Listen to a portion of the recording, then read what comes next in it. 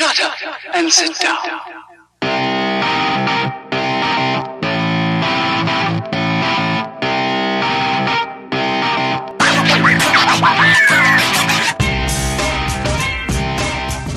Hello and welcome to the Nerds at Large Spoilercast for Game of Thrones Season 8, Episode 4. I'm one of your hosts, Darby Holland. I'm Jeff Mayo. And our two wonderful guests, go ahead and introduce yourself again this week. Yo, so Chad Michael Innes from Respawn Aim Fire, the kick-ass irreverent gaming podcast where three lifelong friends gather to talk about video games. And slowly fall out of their chair. Jace. And I'm Holden DePardo. I'm not in anything, though, but I'd like to be in that Respawn Aim Fire podcast. That sounds like fun. Done, you're hired. Sweet, awesome. I'll be there next week or tomorrow. Well, you know what would be even better if that Respawn Aim Fire podcast started a Patreon. That would be Holy cool. shit, we did! Patreon.com/Respawn Aim Fire, and you get to be participating in so many ways. And on Tuesday, which is tomorrow for any of you who are listening to this when this drops, you get to play with us on all Tuesdays and other days throughout the week when we're feeling foxy. Yes, this month it is Borderlands 2 we're playing, so play Borderlands 2 with us this week. Well, Borderlands 2 for barf, but then other shit if we're bored. Yeah, I know, of course, but like that's like the highlight game is Borderlands 2 right now. Yeah, if you don't like Borderlands 2, still subscribe for $1 at least. It's going to be all visual novels. Yeah. Novels. Danganronpa 3, and that's all. No 1 or 2.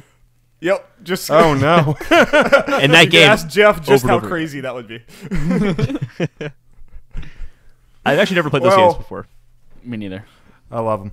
They're batshit insane, and I just know that from what Jeff said. Yep. Jeff, we literally have a video that I still haven't put out, but where Jeff just sits there and talks about Danganronpa to me for an hour, and I just sit here and act confused because I like to imagine it's just him talking at you, and you're just like, you're asleep with your eyes open.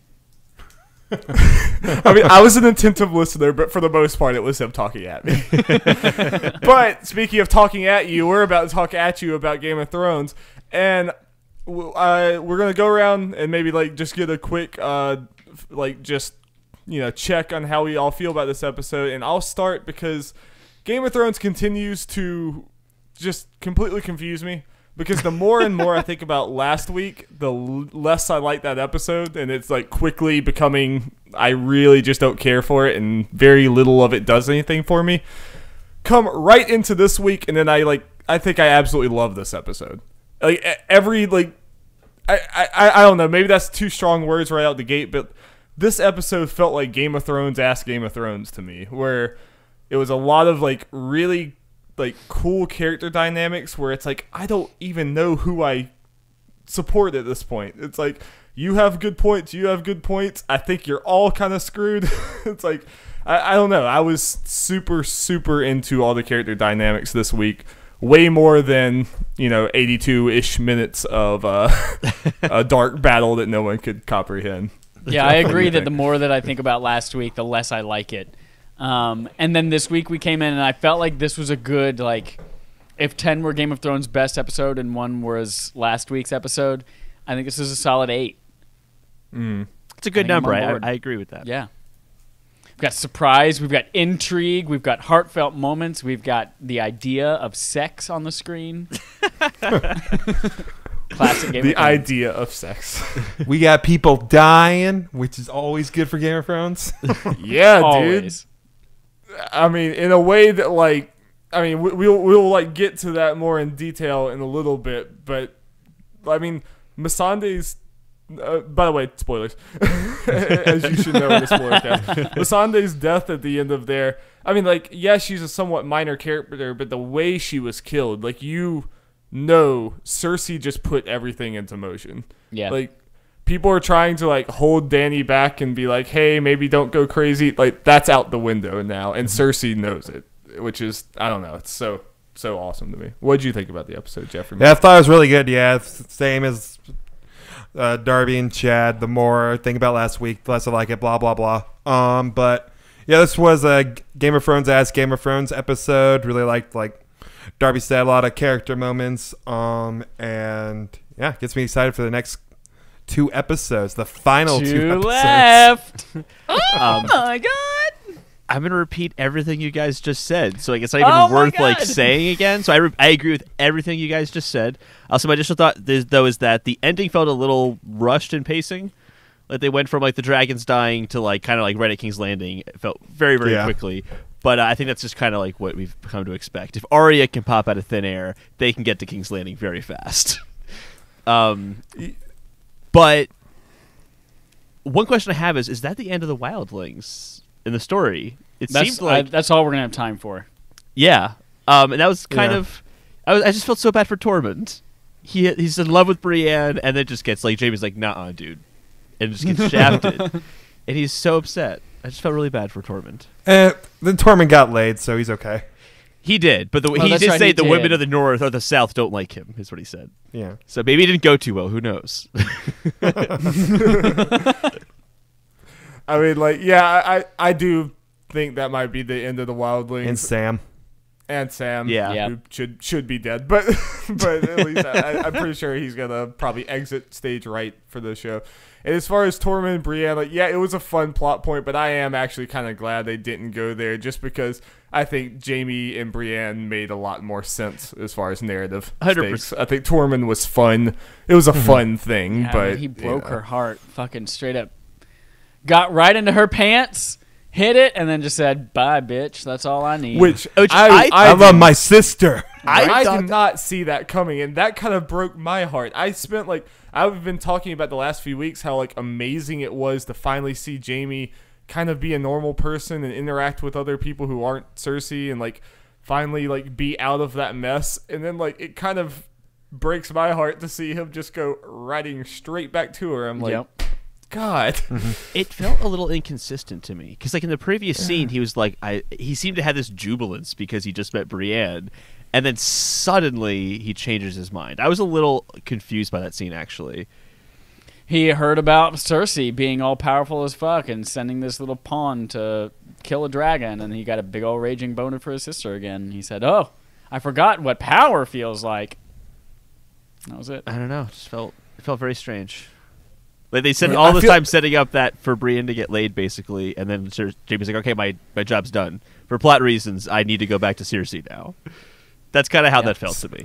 So he could kill her.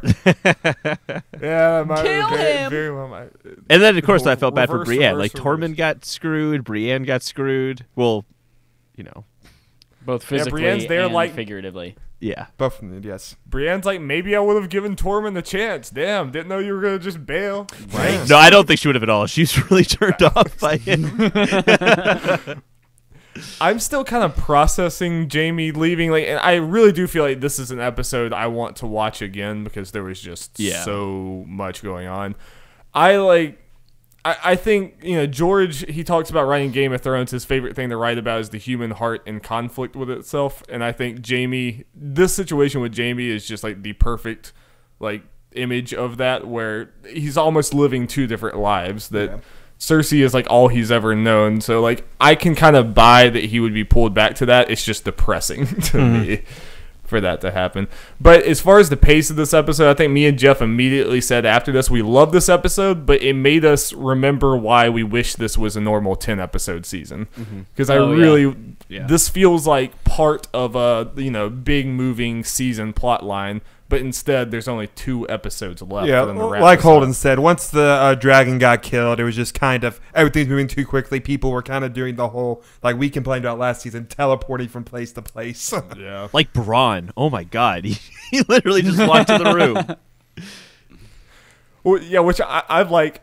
So there's no guards are gonna escort him to like Jaime and Tyrion, very important people, unless he just completely snuck into Winterfell. Which I guess I wish we could have seen. There's a lot going on there. They're all less partying. man. Yeah, Everyone's drunk off their asses. Also, like, oh, you're not an undead. You're probably cool. Right? We don't know who's an enemy anymore because everyone's here that's cool. Yeah. Yeah. Who else up here is that was. Which I don't know. There was kind of too much happening in this episode because I agree. Let's just start the rundown. But we can start. We start out with the cool funeral scene where they light all the bodies on fire. Light all the bodies of the people that all did die, whose names most people can't remember, and whose faces Or are like, we oh, never yeah, I knew remember the that names. guy, I think. Right. But Chad, didn't you see how sad they were about it? They were sad There for you a go. good 10 seconds. Yep. It was funny because I'm thinking, oh, no one matters. Like it's like a line of like the people alive are the haves, and everyone who's dead is the have-nots in the show, basically, Yeah. regardless of being And dead.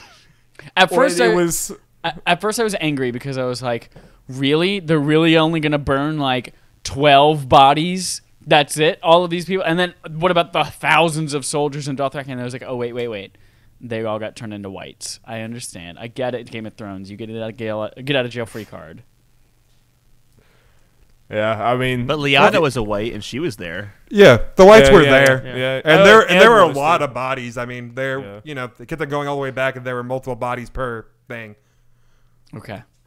Yeah, Okay. so the whites definitely were involved in that. Actually, yeah, I didn't. I kind of forgot about that too. Yeah. Yeah. Zed's Side there, note, and- speaking of Lyanna, I read an article today that she's not allowed to watch the show, and her parents stand in front of the screen to block her from seeing a lot of parts of the show. Hilarious. But she's 15. She said, I'll probably watch it when I'm 18. That's 15 is she's old enough all- to watch this show, I think. She's amazing because she was only supposed to be in one scene of the show. Yeah. And then she was just so good that they kept bringing her back until like she had many lines and like impactful death. And I thought that like through all of her scenes, she always felt like that character. Like she was a good actress for being so young. She's really good. Or she just But yeah, liked that this- as a child, and her parents hate her. She's a demon child. We were like, you should go yell. You'd be great on this show. They're just watching Game of Thrones. It's like she could hold her own with this group full of really strong people. Yeah, watching this funeral scene, my like prevailing thought was how much more powerful would this scene be if like Brienne was on that pyre or Sam was any on of these that people pyre. aside from Jorah mattered. And considering And Theon. And Theon, yeah. how many characters like Sam and Tormund just kind of left, Yeah. why didn't they just die? Like, why didn't they kill them in the battle? Like, I think that Why would've didn't been they just better pull a send-off. Melisandre Happy ending. and just like, all right, the battle's over. Let's all walk out, get naked, and die. Yeah, I don't really get why the show was pulling its punches at this point because we're at the end. You know, like I don't want to talk too much about last week's episode and like the lack of deaths, but it is worth noting now that we see like these characters pretty much are just leaving the show anyway. Yeah. It is kind of weird that they bent over backwards to keep them alive, but Yeah. Yeah, it could have been a more emotional thing of maybe Sam die and then Gilly come up, tells John that she's pregnant, and that just makes it more sad. Yeah. But despite like thinking about like the past, I thought the funeral scene was really cool, and I thought John's whole speech was really nice too. I think like Kit Harington did a good job with that. And then we just had Winterfell's gonna party. Party it up. Party. Did we lose Holden? Oh, okay. Drinking games. Tyrion's back in his element. He feels good. Yeah, everyone's just And Daenerys is watching from the sidelines, being like, nobody likes me. she's like in the corner of the party. Gendry Being likes all her angsty. now. Yeah, which I guess we can talk about. That's like the big thing that happened here. I wasn't expecting that, but I thought this was really cool. And like, I actually do think like she had a point when she talked to Tyrion. It's a smart thing for her to do because like it costs her nothing. Like someone has to run Storm's End. It cost her nothing to just give him that, and now he's going to be like indebted to her his whole life. Like he's going to be like, I'm going to serve her because she's the one that gave me this position. So I thought that was cool. Like I like that a lot. Also keeps him from trying to like take the throne from her ever in the future. I mean, obviously that's never crossed his mind, but Yeah. Yeah, that's almost the best way to keep like a Baratheon uprising is almost to just like make them on your side right then and there. And it was just super cool how everyone was just like, "Yeah, get this man a beer. He's a lord now. Let's go." Not a bastard anymore. And then he went over to Arya and he's like, listen, babe, I'm a lord now and I love you. And she was like, sorry, man. That was just like I wanted to know what sex was like. I'm gone. I'm no ghosting you lady. now. I'm no lady. Yeah. That's not me. She's just peace. But thanks for the sex. Yeah, I guess there's a lot of just having sex and leaving, like recently. Just in Game of using Thrones, like- people for sex. Well, it's like the senior year of Game of Thrones right now, basically. Like, it's just they're moving on. You don't know what life after high school is going to be like. You meet so many interesting So people. we might never see each other again, Yeah. you know? But I also love, I just love the little moments, like, obviously the drinking game with Tyrion and Jaime and Brienne, but also Tormund just being, drunk and, Oh, that was saying, Jon's amazing. the best guy I've ever met. Spilling wine with every king. single line. I want to, I wish I could be at that Winterfell party, but then, leave before it gets, gross. I don't want to have to use, a Winterfell bathroom, but, if I could just, pop in, party for a while, and then teleport out. That'd be a lot of fun, you know? Yeah. And then we also had, like you said, Danny kind of giving everyone side-eye and, kind of lots of mixed emotions there. Yeah. I got Which some is, Mad King vibes from that. Oh man, she's gonna feel like an outcast, an outsider. That's not good. I think that's Yeah. what they're trying to set her up for, and Yeah. especially a little bit we'll get to this a little bit later. But when Varys was talking about keeping her her crazy instincts in check, that was all Tyrion's job, was making sure she doesn't do something rash and stupid. I think that's what we're gonna start. That's what they're alluding towards. Mm-hmm. Yeah, I think as the show's gone on, she's been giving more and more and more and more of those vibes to the point where it seems inevitable at this point. Oh, yeah, I mean, yeah, they've been setting that up forever. Yeah, and it's just been ramping up more and more. Yeah. The amount of times Tyrion's had to say, no, she's okay. Yeah. He's had to say that 5 too many times to where it's starting to feel like he's trying to convince himself of that more than convince other people. Yeah. Yeah. Yeah, so we have the drinking party games. All that's fun. There's not a whole lot to say about it, but I did enjoy it quite a bit. We also, I don't know if I'm missing something here, but the next thing I have after all that is Sansa and the Hound reunion, which I kind of thought we missed out on, especially going into last battle. I was like, what if Hound dies or something, or Sansa dies? I thought we weren't going to get it, but I was happy we got something there because they had, they had a big history. It wasn't just the Hound and Arya. Yeah. Which I thought that was really interesting. I liked her line about, without Ramsay and Littlefinger and all of them, I still would have been, the little bird. I still wouldn't have, it was horrific, terrible things that happened to me, but I would never be where I am today without those. Right. Yeah. Which I thought was pretty interesting. See, what are we got next? I'm interested to see what happens when he finally does face off with his brother, because I feel like more and more he's just become more of a frightened pacifist, and I'm worried if they come face to face that he's not going to do anything. He's just going to straight up run. That's why Arya's there. Yeah, and Arya's going to come over and it's like stab, stab, stab.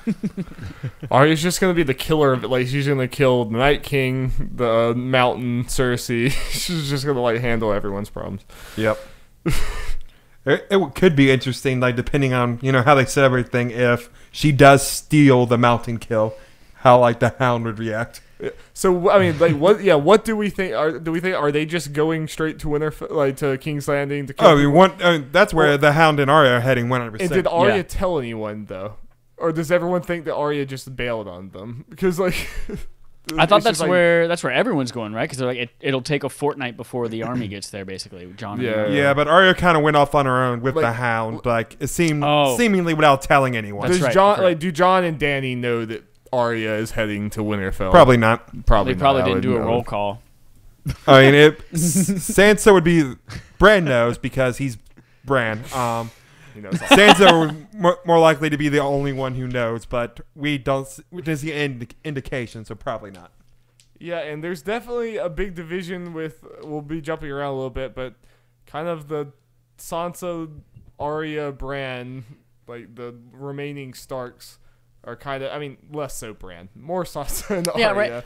Bran can't consider himself a Stark and also keep saying I'm not Bran Stark anymore. Like you're not family, and you're not Bran Stark.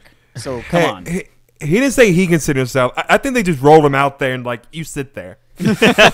We're family, and he's not saying no, but he's not confirming. The whole time he's like, but I'm the three-eyed raven. I'm the three-eyed raven. Stop moving. I'm the three-eyed raven. I mean, it's not like he could just get up and leave. Like, I guess I'm here for this conversation. I gotta use the bathroom. Where are you taking me? No, we're going to the Godswood and we're going to talk as a family. I have no family. But this is the situation where, like, I've been saying for, like, weeks that I don't trust Dany as far as I can throw her. Like, I like her sometimes, but she also has terrible anger issues. I'm definitely not convinced that she's a good ruler. But then at the same time, I'm also, like, I don't know what Sansa's going to get out of, like, going against her when she does. And I don't completely trust Sansa either. It's kind of, I'm in a weird dilemma. Yeah, there. the interesting thing is because we only have 2 episodes left, there's only so much they can do. Yeah, it is interesting. I guess we can go into this, the whole, the lead up into what you're kind of talking about with Sansa's planning or doing or whatever. After the whole drunken Winterfell fun fest, Dany and Jon talk and finally talk about what Jon told her before the battle. Yeah. Dany did, one of the things we all thought could happen and be like, don't tell anyone. Mm-hmm. She was Yeah, that was like a psychopath moment for her, where she was like on the verge of tears. She's like, "Don't tell anyone. We can make this work." Blah blah blah. And he's like, "You can be my queen, and they can be my family. We can make it work." And then just her face completely sobers up, and with complete seriousness, she's like, "It can work, and it's how I told you it's gonna work." And it's like, whoa, okay. That's power right there, and obviously did not feel any of those tears that were about to come on. She was just putting on a show to make him submit. Yeah, and it also worked because when Sansa starts to question Dany, Jon turns to her and says, "That's the queen." Mm-hmm. Like, you listened to her, basically. Yeah. So it worked. It totally worked. Yeah, and I mean, like, she's definitely, don't get me wrong, I do think Dany is kind of psychopathic, and I definitely think that is lurking very thinly underneath, like, her, just the what she puts out there. Oh. But she's also right. I mean, like, even if Jon doesn't want the throne, if that claim is out there, it's going to be a problem. Like, yeah. She's absolutely right. He put it out there just for 5 seconds, and now it's spreading. Yeah, we already saw just it like Varys said. One episode. Because Sansa already broke her promise about 3 scenes after she heard it. And then Tyrion told Varys, to be fair, we never saw Tyrion swear, so that's okay, I guess. Yeah, I mean, like I said, she is totally right. I don't know what the answer is. I hope the answer is not, I'm going to kill Jon or something crazy like that. But kill everyone. But yeah, her throne is absolutely not secure as long as people know about Jon, which it's too late for that. That's happening. Yeah, especially since Varys is like, I don't trust her, and now I have ammunition to put doubt in people's minds. Yep. And something tells me he had that discussion with Tyrion about like what we should do, and something tells me that like he's not asking Tyrion what we should do. He's telling Tyrion, this is what I think we should do, and this is what I think we're gonna do, whether you are on board or not. Yeah, I kept on thinking during that whole scene. I can't remember exactly what Tyrion's words were, but it kind of made it sound like Varys was about to turn around and like Daenerys was there, and like Tyrion it was kind of a setup to see how Varys thing. I didn't even think about that. And then Varys was potentially going to die right then and there. Dracarys. In the middle of this throne room. Yeah. Or just Dany opens her mouth and just burns them all out. I have evolved. I have me and Drogon on our one. She like talks with both of them. I have eaten the remains of the Night King. Now I am strong. Then she goes Super Saiyan. Yes. It would make sense considering last week's episode. I wouldn't put it past them. I straight up with Varys in that conversation. It straight up seems like Tyrion like, get out of my way. Like, I believe that Varys might just assassinate Dany now. Like, that's the almost the vibes I'm getting from Varys is that he's done, and especially after the end of this episode, I think he's probably right. Dany is going to be a tyrant. Yeah, I think like Tyrion's definitely kind of on that page too. Maybe not to the extreme Varys is about it, like how to handle it, but the way he looked turned around and stuff, like, oh shit. He knows what Cersei just cost in Dany, you know. Yeah. Do you think Jon's going to have to make a call where he's going to have to order someone to kill Dany? There's no way he's going to be able to do it himself. But I think that might be like something in the last episode is that he has to have someone kill her and then he becomes king. And part of Jon's entire arc has been he never wants to be a leader, but he's always has to take it because that's what's best for everyone. He's that's what no one else is fit. Like he's the most fit person. I think that could 100% happen again here if Dany is just torching King's Landing and killing innocents, and then Jon's like, "This is not right." I think those two are going to get completely pitted against each other now. I was worried we were kind of going for a Disney fairy tale ending for both of them. I'm pretty convinced we're not at this point, and I'm happy about that. Yeah. Yeah. Here's the thing, though. What chance does Dany really have? She has that one dragon, but we saw how easily they took that dragon out. Man. Yeah. And what a good surprise. They basically, oh my God, you can count the number of Unsullied on your hand at this point. I mean, what threat is she really? I'm kind of surprised with Cersei. She didn't just kill them all right there. That's exactly my thought. They had the one dragon and, 2 or 3 dozen Unsullied? Yeah. No, I will say, this is getting a little annoying to me. Like, how many times are you going to trust Cersei? Like, you're going to go meet with her with just, like, a little handful of soldiers to protect you, and you trust Cersei to not just use her archers to you shoot have you? your I'm dragon, like, what the hell? but they have all, like, dozens of those catapults that just destroyed your other dragon. Oh, yeah, if Cersei wanted to kill them, she could have just killed them right there. Yeah. That dragon was also like picking flowers. Like, just shoot it. That's literally like get it over with. the one thing that they have right now that could pose any kind of threat is that dragon. And once they take had it out, every that's it. opportunity with 12 giant crossbows pointed at it. I didn't consider this parallel until this exact moment, but her standing in front of King's Landing with almost nothing, basically, trying to make a plea deal, very reminiscent to her being inside of, what's the name of the merchant city, the 13 merchants, and she's out there with all her... Karth, yeah. Yeah, it super is. Yeah, I didn't think about it either. Very, very similar, yeah. Yeah, where she's... And it worked out in her favor there. Yeah. Yeah, but she was coming from more of a place of weakness there. I mean, like, she has strength here. It's just like, it's just, how many times are people going to trust Cersei? These are the people that did the Red Wedding. She could have just taken Dany out right there, and then it's like, what are you going to do? Yeah. Yeah. But she didn't, and still, just the way the scene went still just excited me. Oh, yeah. But maybe let's touch on some of the other things in here. We don't have to go completely sequential, but I don't want to miss some things because there is a lot. We already talked about Gendry with them. Well, we talked about that. Okay, let's talk about Bronn. This surprised me at first, but then the more I thought about it, Bronn is a character, like, Bronn is out for Bronn. And it kind of makes sense for Bronn to take the situation he's in. He's like, hey, I'm going to just use this to get even more. And I could totally see Bronn's arc being the, like, small, like, the tiny, like, swashbuckling, like, just kind of shitty mercenary guy who ends this entire show with freaking Highgarden. He starts as a, like, low knight and he, like, swindles his way into a lordship in a castle and, like, a big section of the realm. That kind of is satisfying to me. Yeah. Even if it comes at the price of, like, him turning against Tyrion and Jaime, which he's not going to kill them, but he will use them for his own gain 100%. Yeah. Yeah. What did y'all think about this scene? So much of me wanted him to shoot I wanted him to shoot Jaime.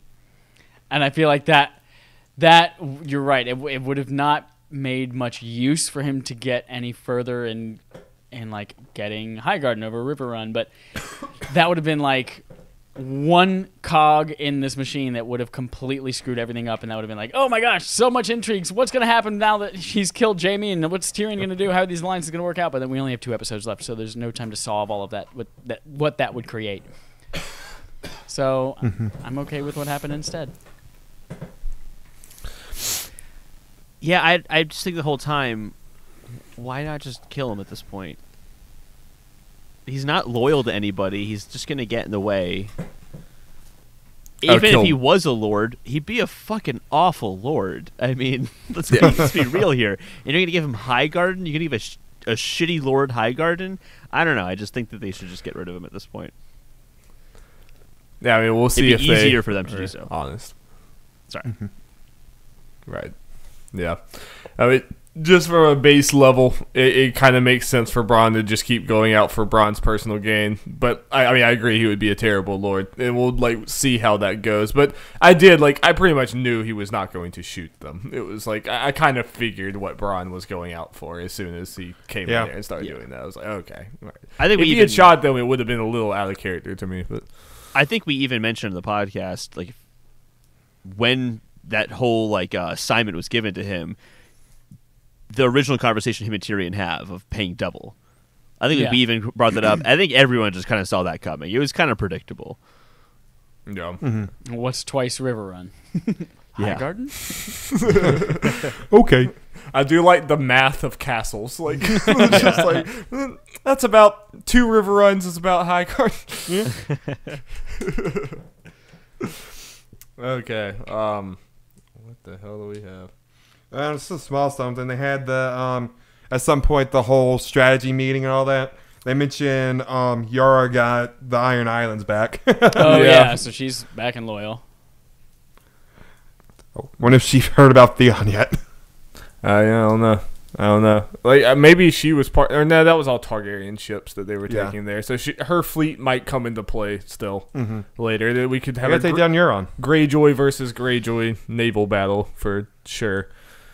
I thought this battle was interesting. This battle plan was interesting because again, you're starting to see more and more. Jon is feeling less like on the Stark side, and there's divides between them, and it's seeming more and more like y'all said. Jon is like on Team Dany, and then there's tension between all of them, which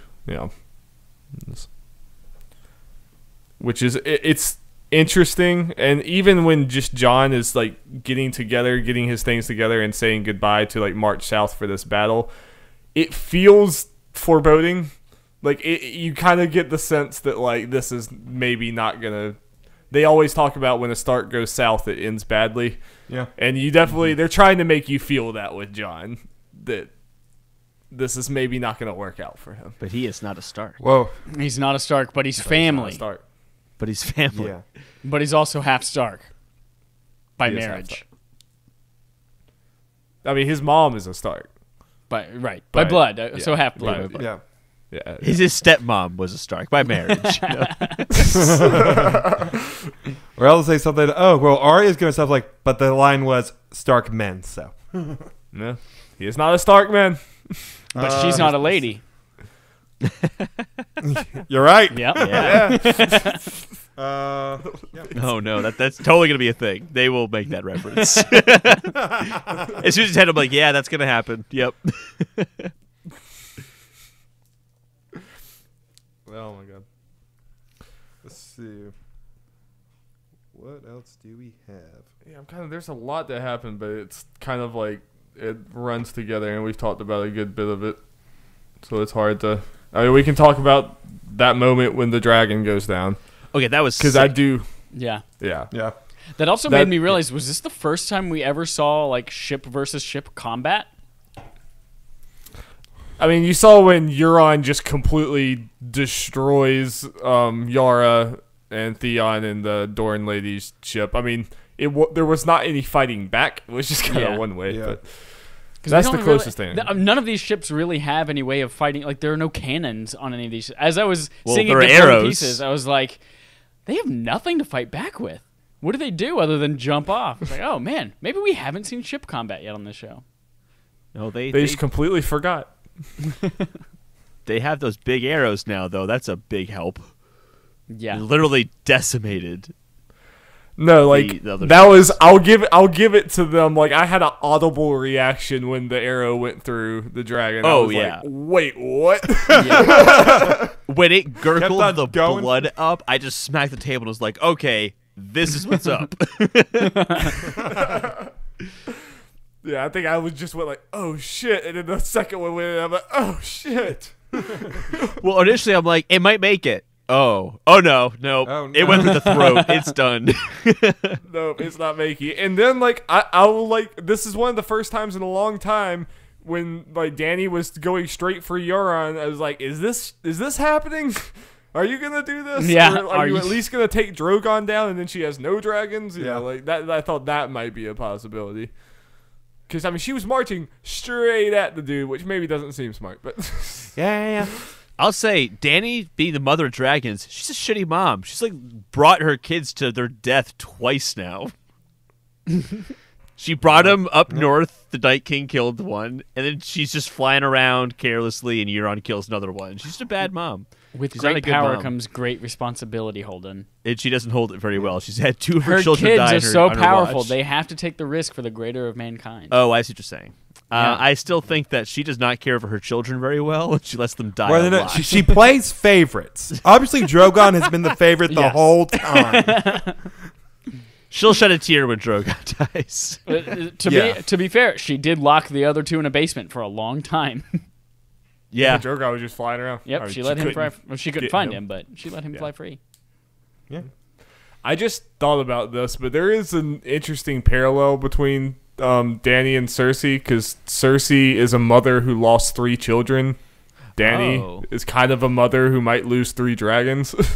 I mean, I don't know anything. My parallel doesn't go anywhere beyond that, but that is something. I just thought of a really funny. Okay, so you guys saw the Danny's Elmo. pregnant. With a dragon. Danny's pregnant with a dragon. You heard it here. That's our prediction. That mother of dragons, both losing 3 children thing makes me think. Have you guys seen the Elmo, like Sesame Street Game of Thrones thing the HBO did? You didn't see this? They did like this Elmo trying to tell Cersei and Tyrion that the best way to move forward is by holding hands and respecting and loving each other. And Cersei's like, okay, I'll try it. And I just picture now a moment like similar to that where Dany and Cersei are sitting together and she's like, we both lost all of our children. She's like, you're right. And they just embrace and hold each other, just like, And they just start making out, and then they start scissoring. Well, let's Maybe make not another that far. child together. I was That's going- not how it works. I was going more for a terrible moment like Batman and Superman bonding over Martha being their mother's name. Saving the day. And that's like the end of Game of Thrones is, oh man, our 3 children both died. Oh, that's terrible. Let's just not fight anymore. Darby, you're Okay. onto something. I hope not. My last prediction didn't come true, and it was dark and everything. So I hope this happy prediction does. Well, staying on the whole child thing, Cersei tried to use her, her being pregnant from Jaime on Euron, being like, "You're the one who made me pregnant," even though time-wise, it's going to be really quick. Yeah, and I actually thought about this. Does Euron know now that something's up? Because how would Tyrion know about That's what this? I was Yeah. thinking during that scene. If he thinks that he just got her pregnant, he'd be like, "How the fuck does Tyrion know you're pregnant?" Yeah, Like, I wonder if Euron's gonna know what's up now. They Yeah, give actually, off that's a good point. I pheromones, you forgot can smell about it. that. I actually didn't Yeah. recall that until you just brought it up. When did we find out she's pregnant? Was that last season? Mm-hmm. yeah. right. She told Jamie, though, and I assume Jamie told Tyrion. No, that's how he knows. But from Euron Yeah, perspective, Euron how got does Cersei Euron- pregnant. Gotcha. Like Euron's gonna know it's not his now. If I'm thinking, I mean, like But Euron's yeah. also an idiot. I don't know. I mean, he was able to. Twist! He was able to bed the queen. That doesn't take a fool. Cersei, she's a tough cookie to crack. He took down a dragon. True. And that, I mean, he's taking out 2 dragons at this point. Then Cersei Same. being There one are- of them. There are a lot I of think he's strong a cocky idiots. asshole, but I don't know if he's an idiot. Yeah. But like that could be part of like infighting with Cersei. Like if he realizes like, wait a minute, you were just gonna lie to me, and this is not even my kid, and you just weren't even going to tell me. And it's like, if you piss off Euron, it's not like he's loyal. He's going to be, you know. The only reason they could still do that, but I feel like they would have at least put the camera on him and at least have some reaction. Maybe, but also this was going so fast they had to like get through this. But maybe, yeah, you're yeah. right. I mean, all I had to do would be a quick camera cut to him. Yeah.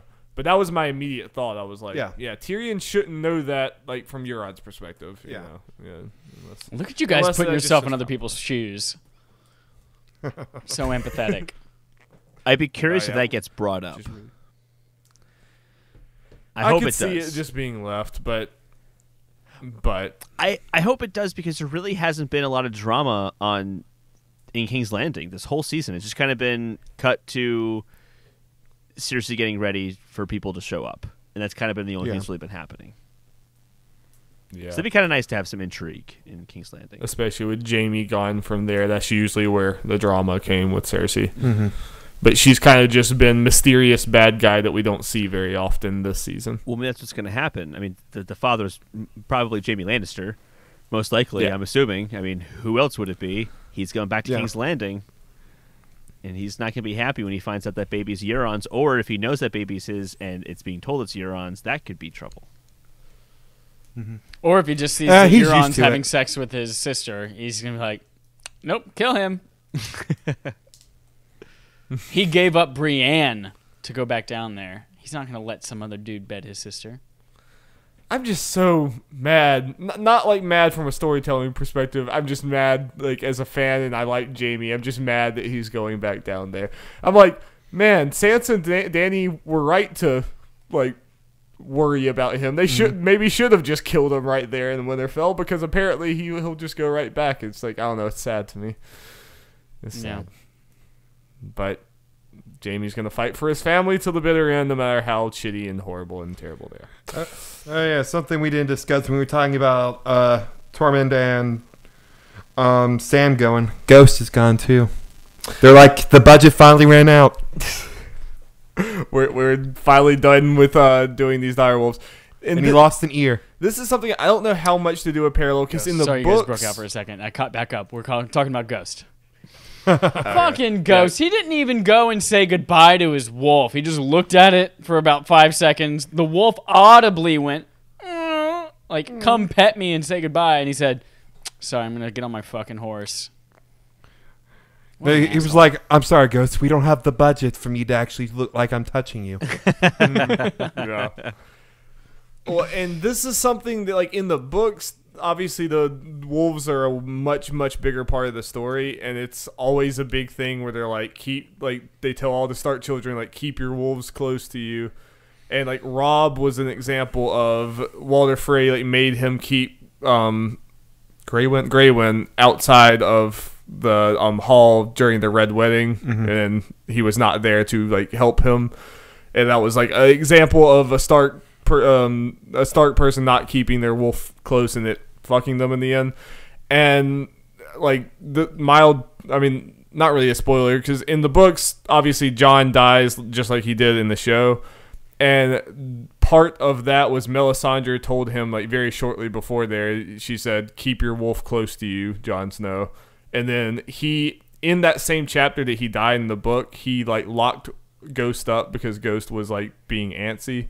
So he's like, I can't deal with you right now. So he locked Ghost up, and then Ghost wasn't there when he died to protect him.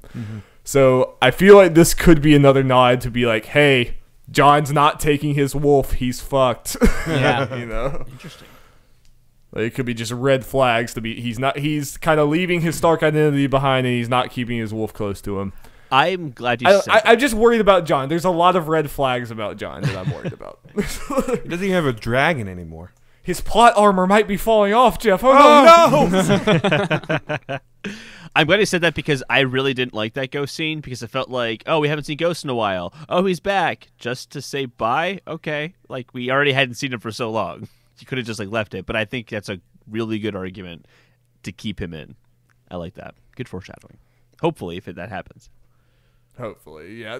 The wolves have definitely been the thing that the show has kind of blundered the most. So I hope that was the reason, and it wasn't just, like Jeff said, budget. I don't get it. Why do they have a problem with wolves, but they're okay with putting dragons everywhere? I think actually that having that wolf with those Starks all the time would get really just shooting would get really annoying with that having to have a dire wolf always around. So that makes sense to me. CGI dragons, he's green they're well screened into behaved. Everything, so it's not like he's in the scene. Is he green screened and everything? Yeah, you can tell that dog is green screened because he has to be much bigger in the world of the show than he actually is in real life. That's a very good point. I mean, the biggest thing is they've used a physical model for the wolf the whole time, and apparently it was really hard to get the wolf to like the locations they were going to film. It's like I feel like they should have just bit the bullet and just like made ghost CGI at some point, just like they do with the dragons, and just roll with it. But they could also do what they do in Scrubs, which is just have a fake dog around all the time. What was his name? Rowdy? Rowdy, something like that, yeah. Yeah. But I think all of us could have done without the How to Train Your Dragon scene in favor of Ghost ripping out someone's throat. Yeah, like absolutely. That throat. CGI money. Especially if it was Rowdy from Scrubs instead. Oh no, someone's holding the dog up to my neck and it's biting my neck off. Well, do we have any other big talking points, or if not, we can kind of just talk about where we're going next, because I think that's a very interesting thing, is to just kind of think about the end of this. We might have missed. There was a moment go with ahead. Missandei up there, like as Cersei told her, "Hey, if you have any last words, this is the time." And you see in her head that she's obviously like, "I'm going to die. What do I use my last words for?" And so much of me was like, she's going to take her arms, wrap them around her neck, and jump off this wall. She's going to take Cersei down with her right now, isn't she? She's going to fucking clothesline this bitch and dive off this wall. And then no, she says Dracarys. I was like, oh, God, how great would that have been, though? That would have totally made up for the fact that she was a super minor character that not many people really cared about. Except Grey Worm. Grey Worm cared about her a lot. Yeah, but Grey Worm already is a super minor character that no one cares about. So no one yeah. cares about his feelings about the super minor character that no one cares about. Good point. Good point. But there were so many scenes early in the season where they were professing their love to each other. Didn't that make you care about them suddenly? No. Yeah, I didn't. You mean when they were talking about going and living together somewhere away from all this? And that what obviously wasn't a death flag. You didn't care? And you're right, Jeff. It was just a little delayed. Yeah. And it was the wrong person. But Hey, I had on my guest sheet that Missandei would die first, but she would have been killed in the White Walker battle, be brought back to life, and then kill Grey Worm. Oh. But I'm wrong on all that. I got the Missandei episode right, at least. yeah, maybe. I completely forgot. Well, I was wrong about all my predictions, so you're fine. There's no way it's going to end the way I think it's going to end. It's probably no way, but everyone might die. Who knows? The Night King comes back, and everyone just dies in the last 15 minutes of the show. There's no way we're getting an everyone dies ending unless something really weird happens. Someone has to be alive, even if the deaths start coming. I feel like someone. Well, whoever said Sam and Tormund are alive, really, you should be fine. In the last they two flip episodes. up and Tormund's choking on a chicken wing or a chicken bone or something. Falls over dead. That's the last scene of the show. It's like, I got it, yeah. They're gonna start making deaths just for the death predictions, just to throw people off. They saw. Yeah. Or do y'all have any other big scenes, or if not, we can kind of just talk about what we think for next week.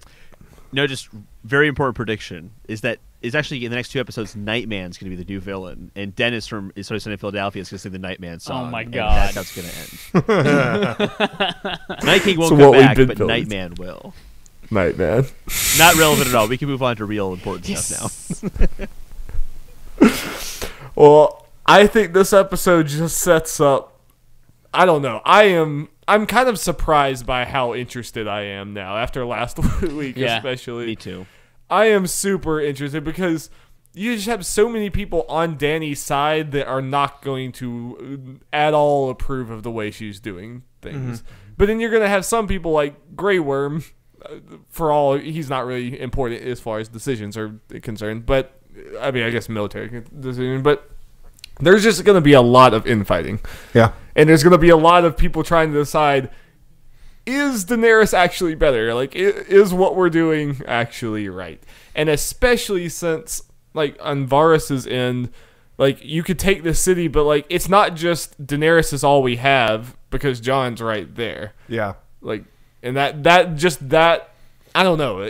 This seems like like you said, a Game of Thrones-ass Game of Thrones dilemma that we're facing. I'm really excited for next episode because I'm 50-50. Half of me thinks the battle is going to break out literally right there at the entrance to King's Landing, and it's going to be just those like 30 Unsullied, a dragon, and Daenerys and Tyrion versus whoever they have on the wall. But then the other half of me is like, no, it's got to be something bigger. They've got to wait for Jon so he can kill Dany, blah, blah, blah, blah. But it traditionally in Game of Thrones, the biggest episode of the season is the penultimate episode, which would be next week. And then the last episode is just like wrapping things up. So whatever happens, it's happening next week. And I'm pumped. 2 thoughts on that. One, you're right. It's usually the penultimate episode. I think season 6, was it, had kind of like the battle draw out into 2 episodes? Wasn't the battle of... Wasn't there No, one? that was Battle of the Bastards was just episode 9. And then episode 10 was when the set blew up. Okay, that's yeah. right. Okay, that's right. God, what a badass moment, though. I'll take that back then. So if the next episode I think is also like an hour and a half long, and if the pacing is similar to this episode, they might be at that, at the gate in the very beginning. Doesn't mean they're going to be there throughout the entire episode. A lot could happen. It's just like I can't see them walking away from that gate. I know. Just like Cersei just staring at them as they let them walk away and prepare to fight again. It just sounds like an anticlimactic battle to have those 30 Unsullied attacking King's Landing, and they're going to take... If they walk away, it's so that they can join up with the rest of Jon's army that he's bringing to then fight, and like for real. Yeah, I got the feeling that was just kind of a treating with Cersei party. Like that was just like a little vanguard around Dany, and after Missandei's killed, you see Dany like marching backwards, pissed off. Like I think she's going back to her army, and then like I think at the start of the next episode, we're gonna see her like another battle planning thing where Tyrion is trying to plead with her, and she's just like, "Fuck no, we're doing this," and like there's gonna be no stopping. Like so, I think this was just like we're meeting with Cersei. I think we're gonna get like the army forming up. So because there's no way that's all of her army. Yeah, But it might though, because all the Unsullied are outside the wall.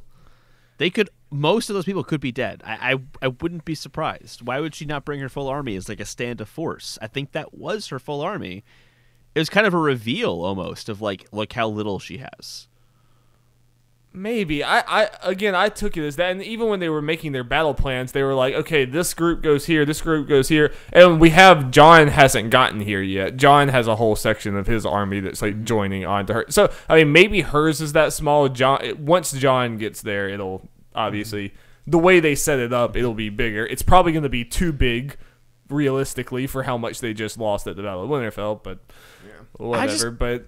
I mean, I have trouble understanding the why. If she was okay with Euron ambushing them and taking out a whole dragon and a whole fleet of ships, why not ambush them on the spot there and take out the other dragon and everyone who's high-ranking and important in her military? Plot. It just makes no sense to me.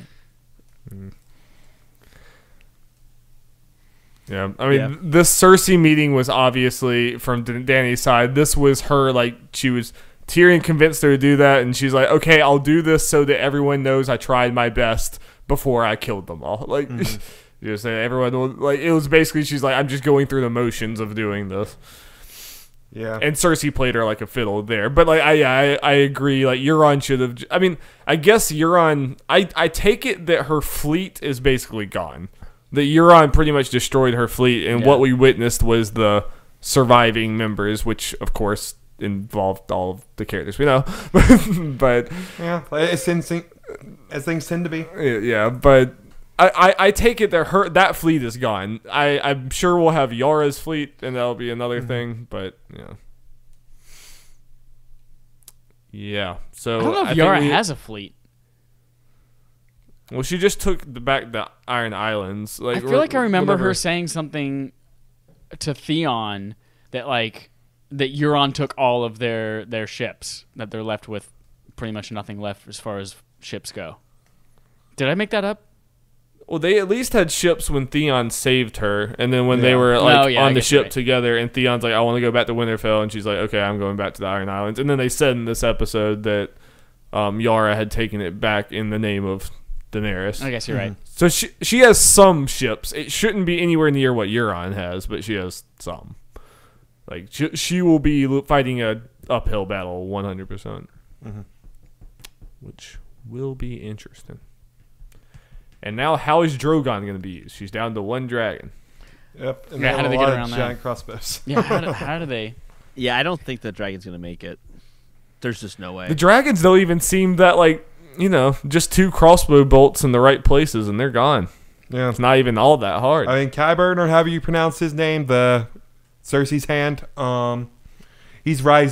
When Tyrion's like, we don't want to do this. We don't want to kill everyone, blah, blah, blah. Qyburn's like, do you see your army? You got 1 dragon left, and we took care of the last one pretty easily. Yep.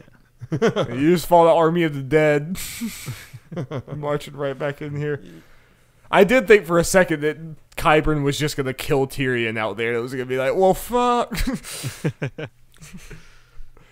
And I thought there was definitely a chance that Cersei would kill Tyrion. Because, again, this meeting was kind of stupid. It was like, you don't trust Cersei. Especially when you don't have the men to fight her back right there. If Cersei had just shot Tyrion, you'd be like, well, this sucks. We have to go meet our army. You know? Yeah, there's nothing you can do in the moment, too. You can't be just like, no, and then fight back. I mean, you're 30 people, so...